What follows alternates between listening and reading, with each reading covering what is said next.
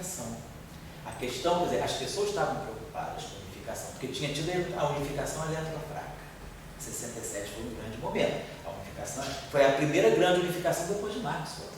Nós esperamos praticamente 100 anos, 1865 Maxwell, 1967 Salam Schleiermacher.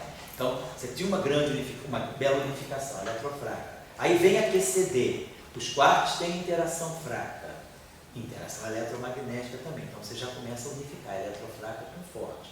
Então, você já começa a busca da unificação. O teorema de Coleman-Mandula, ele proibia a mistura de férmions com bóson. E aí você começa a ver, a elementaridade, ela está nos férmions. Claro, neutrinos, né, leptons e quarks. Mas tinha o bóson de Higgs. Então, o bóson de Higgs, o campo de Higgs que já estava presente, quer dizer, coloco isso assim, é um pouco assim, a reflexão que o professor Salam colocava. Quer dizer, ele colocava um pouco o contexto, fazia a gente compreender o contexto. Eu me lembro que ele colocou, ele era um cara preocupado com a unificação. Sempre foi na cabeça dele a unificação. E ele falou que, como ele tinha trabalhado, né, na eletrofraca e tinha lá o bóson de Higgs meio solto, você pergunta qual é a origem do escalar. O escalar não tem nada que o proteja. O férmio tem a simetria quiral. O bóson de Gage tem a simetria de Gage.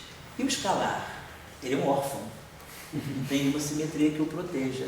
E aí, a tendência era, como a supersimetria, já em 74, se viu que a supersimetria reduzia as divergências ultravioleta, sobretudo do escalar, então quem é que protege o escalar? É a supersimetria. Então, a supersimetria é uma simetria que protege o escalar de fazer merda. E qual é a merda que o escalar faz? É gerar um termo quadrático na massa, quer dizer, ele explode qualquer unificação, qualquer hierarquia. Quebra a naturalidade e quebra a hierarquia de Gage. Então, eu precisava de uma simetria que também protegesse o escalar. Então, o escalar estava ali sozinho. A supersimetria ela também ganhou esse aporte, né? Ela começa a mexer, mas se o escalar não está sozinho, o escalar deve ser parceiro de algum férmio. Então, era um conjunto de ideias, que às vezes a gente não pode, assim, quebrar, a gente não pode quebrar o raciocínio, o momento histórico. Como você me lembrou bem, o momento histórico é esse, 67, 73, 74. Esse vai, daí para frente tudo é. Até a teoria de cordas sai daí. Na época já tinha os modelos de corda para os raros, né? Quer dizer, daí, de lá para cá, qual foi a grande ideia nova? Nenhuma. De lá para cá a gente fez mais inovação do que física fundamental. Então, nesse sentido, o que foi o grande... Depois da supersimetria, a teoria de cordas é simplesmente uma extensão imediata, né?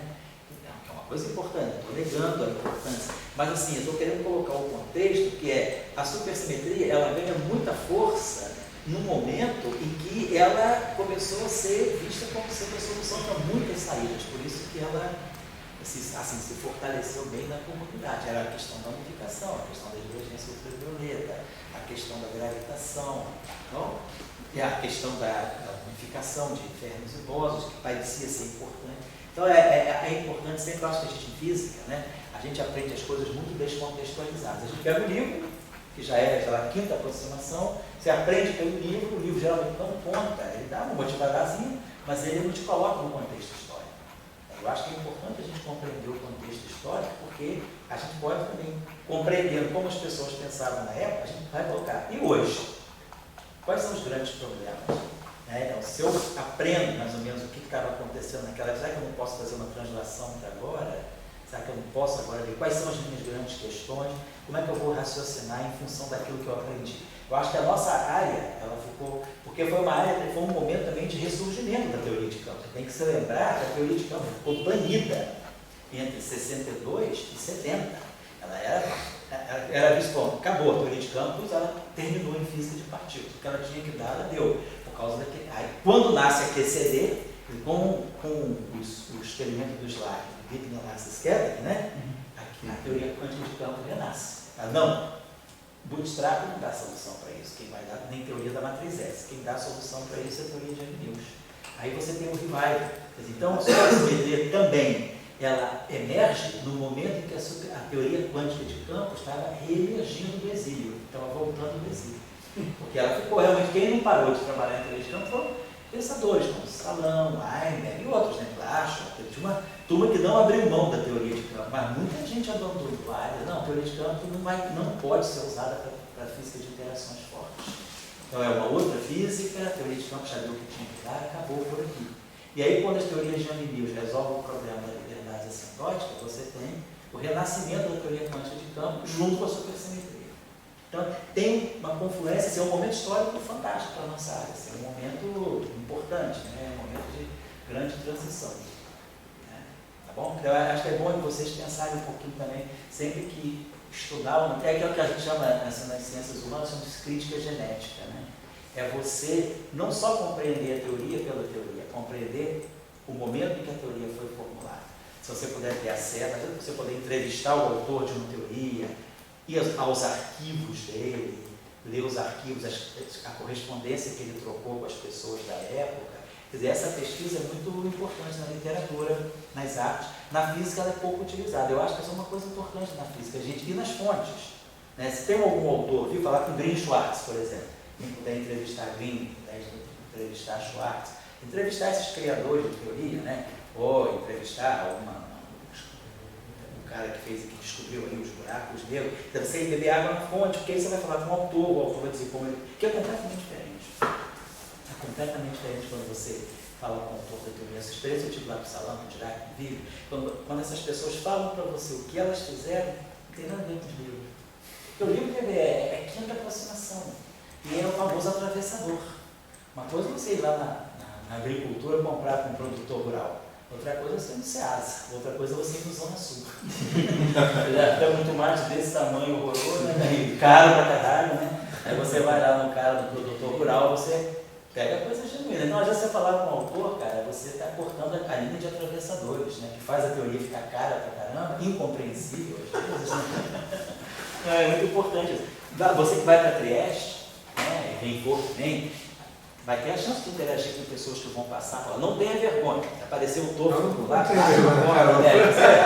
bate na porta, e as pessoas são muito gentis, essas pessoas elas atendem, sobretudo quando a gente é estudante, né, que a gente tem o benefício assim, de falar besteira, os caras tratam a gente super bem. Pô, lembra, a gente teve contato com gente magnífica, Coleman, né, Coleman estava lá, chegava a ter fila da porta, o pessoal faltava ter senha, cara. A gente ficou, eu com o Dória, ficou um tempão na fila lá, tinha um monte de indiano na nossa frente, todo mundo excitado para falar com o Sidney Coleman, né, para discutir. Quando o item ia lá, aquela fila, esperando o item, né? Então, quer dizer, são chances que aí você vai falar com o cara às vezes em duas palavras te faz pensar de uma maneira completamente diferente, né?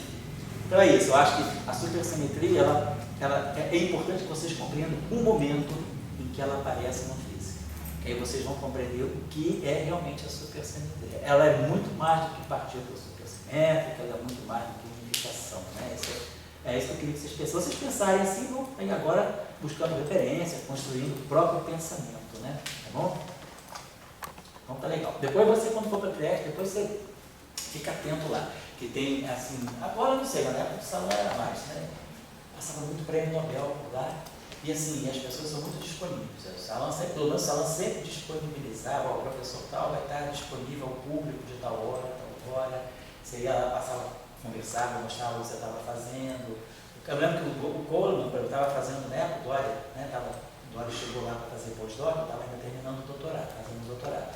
Aí o Dória me mostrou umas coisas que ele estava fazendo, que ele trouxe do doutorado dele, a gente começou a pensar, aí começou a caminhar daqui, dali, e aí, bem perdidos que nós estávamos. Quando o Coleman apareceu lá, no verão, aí a gente pediu uma audiência lá com ele, a gente falou que foi super legal, marcou, vem aqui na minha sala tal hora, assim. Quando ele passou uma hora com a gente, ele mostrou, isso aqui não vai dar em nada dessa forma, segue esse caminho, quer dizer, a gente podia seguir um caminho complicado e fazer coisas erradas por muito tempo, e falar, isso não vai dar em nada, isso é uma ilusão, esse caminho que vocês estão tomando vai levar vocês a uma grande ilusão, vocês vão chegar lá. Segue esse caminho aqui, que é mais complicado, mas esse caminho de fato, resolveu, a gente foi no caminho e no instantinho a gente resolveu as questões. Então, e essas pessoas são disponíveis.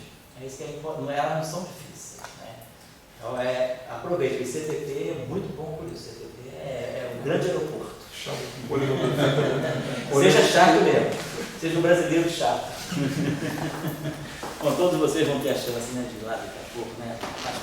Faz parte aí da nossa formação islâmica, que a nossa Hajj é a visita à Kaaba, o CTP é a nossa Kaaba.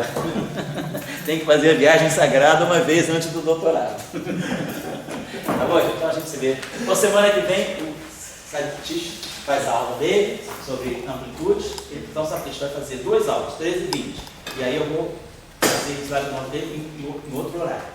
Eu vou voltar de viagem, a gente pode marcar um sábado à tarde ou alguma coisa assim. Mas de qualquer maneira, o tchau que eu mando você não viu, você quer, tá bom?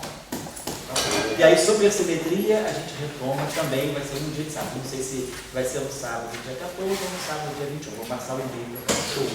Fala aí. Estava tendo um congresso.